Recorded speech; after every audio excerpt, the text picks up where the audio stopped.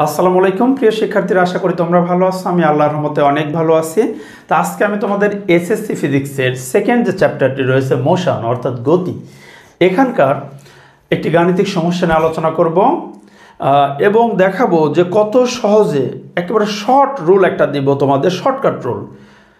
MCQ আসলে যেন তোমরা 10 সেকেন্ডে বের করতে পারো, আর সৃজনশীল আসলে কীভাবে দেবা সে পদ্ধতি আমি তোমাদের দেখিয়ে দেব। আশা করি পুরো ক্লাসটি ধরে তোমরা আমার সাথে থাকবে। ওকে, তাহলে আজকের প্রশ্নটি বলি। প্রশ্নটি হলো এরকম যে একটি পড়ন্ত বস্তু প্রথম 4 সেকেন্ডে 16 মিটার নিচে নেমে আসলো, 8 সেকেন্ডে মোট কত মিটার নিচে নামবে? ওকে, তাহলে দেখো প্রথমে আগে করি যে কিভাবে এই প্রশ্নগুলো যদি সৃজনশীলের গ নম্বরে আসে সেটা কিভাবে করবা। এরপরে তোমাদের আমি শর্ট রুল শিখিয়ে দেবো এমসিকিউর জন্য। তাহলে এখানে দেখো প্রথম এই যে কি বলছি, সময়টা কি প্রথম 4 সেকেন্ড, প্রথম 4 সেকেন্ডে কিন্তু 16 মিটার নিচে নামে। তাহলে এখানে T1 ইকুয়ালস এই যে প্রথম 4 সেকেন্ড সময়, এটা হলো T1। T1টা কত বলছি? প্রথম 4 সেকেন্ডে কত মিটার নিচে নামবে? 16 মিটার। এটা হলো পড়ন্ত বস্তুর অতিক্রান্ত দূরত্ব H1, এটা কত? 16 মিটার। এখন বলা হচ্ছে তাহলে 8 সেকেন্ডে মোট কতটুকু নিচে নামবে। তাহলে দ্বিতীয় যে সময়টা আছে T2, এইটা আছে হলো 8 সেকেন্ড। তাহলে বের করবা কি তুমি বের করবা H2 8 সেকেন্ডে কত দূর নিচে নামবে, এটা হোয়াট। এই যে খুবই সহজ। দেখো তাহলে এখানে T1টা ছিল 4 সেকেন্ড, H 4 সেকেন্ডে 16 মিটার, এটা ছিল H1 প্রথম দূরত্ব। দ্বিতীয় সময় T2 8 সেকেন্ড, তাহলে দ্বিতীয় যে দূরত্ব H2, এটা হোয়াট। তো এখন আমরা কি করব যে আমরা জানি,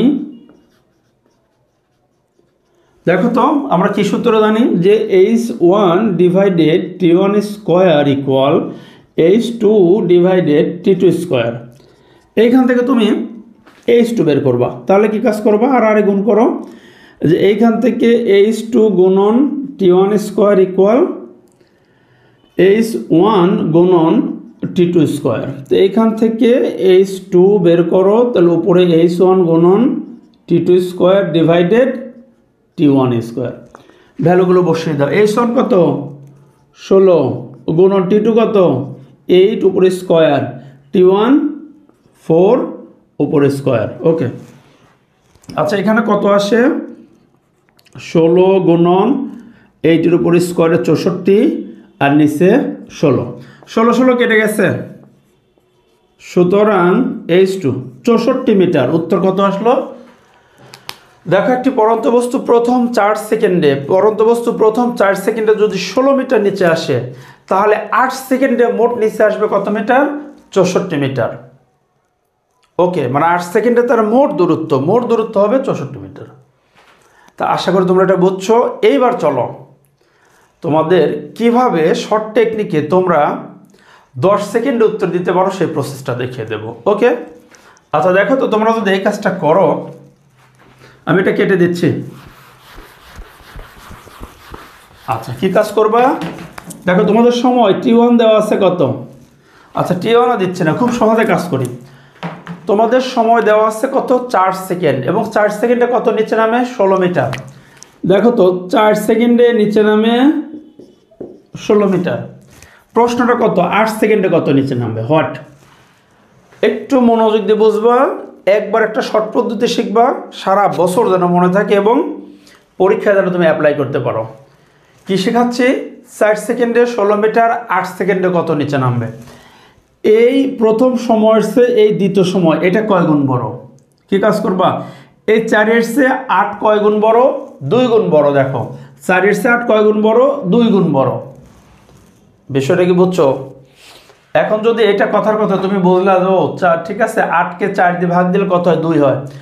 স্যার অনেক সময় তো যখন বলবে যে 9 সেকেন্ডে, তখন এইখানে 9 থাক, 10 থাক, 11 থাক, 12 থাক, যাই থাক, তুমি এই বড় সময়টাকে ছোট সময় দিয়ে ভাগ দিবা। তাহলে কথার কথা এখানে যদি 11 থাকতো, তাহলে 11 ভাগ 4, মানে তুমি এই বড় যে টাইমটা, অর্থাৎ এই দ্বিতীয় টাইমটাকে প্রথম টাইম দিয়ে তুমি এই দ্বিতীয় টাইমটাকে প্রথম টাইম দিয়ে ভাগ দিবা, ভাগ দিয়ে যে রেজাল্টটা হবে, দেখো 8কে যদি এই 8কে যদি 4 দিয়ে ভাগ দিয়ে 2 হয়, এর উপর একটা স্কোয়ার দিবা, তাহলে কত হয়ে যাবে 4। এই রেজাল্টটা কত হয় 4, এই রেজাল্ট হলো 4। এই 4-এর সাথে 16 গুণ দিবা, এই যে 64। ক্লিয়ার তো? তাহলে কাজটা কি, এই 4 সেকেন্ডের চেয়ে 8 সেকেন্ড কয় গুণ বড়, 2 গুণ বড়।